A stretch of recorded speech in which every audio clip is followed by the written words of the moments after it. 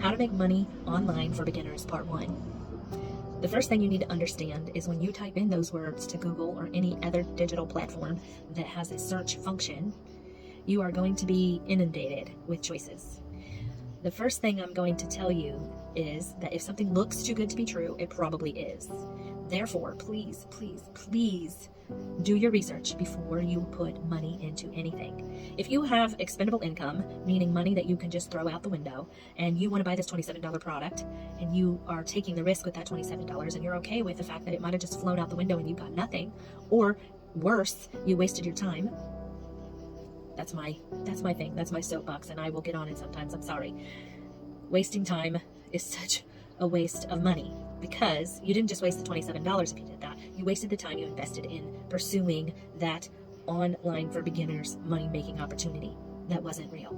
So many people want to try to sell you something that those inundations come from people who have paid to be in the top of the searches or did their research and set up their sites to get to the top of the searches. But most likely it's someone who paid to get to that position. Not only that, but we all know we're being tracked online for everything that we do. I don't even have to say things now. I just have to think them and I get advertisements for them. And that's really scary. It's because they know my avatar. They know the things I think about, the things that are a struggle in my life. And so therefore they're trying to fix that problem for me before I even tell them that I have that problem.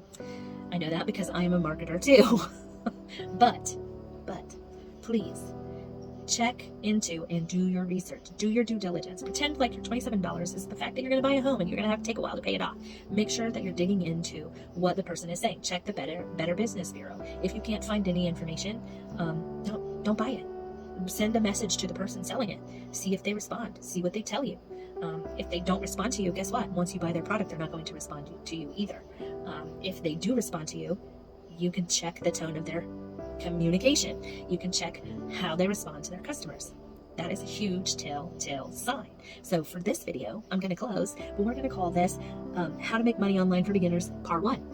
Because Part 1 should be always do your due diligence, whether it's $27, $2,700, or $27,000. And believe it or not, y'all, there are things out there that cost that much online. Digital products that you can pay for that could cost that much money. So always, always, always research whatever it is you're looking at. Now, don't spend 20 hours trying to chase down this $27 product idea.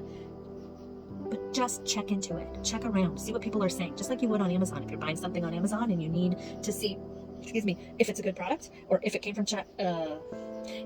sellers that wouldn't do as good a job and it might be a piece of junk, make sure you look at the reviews. Make sure you check it out.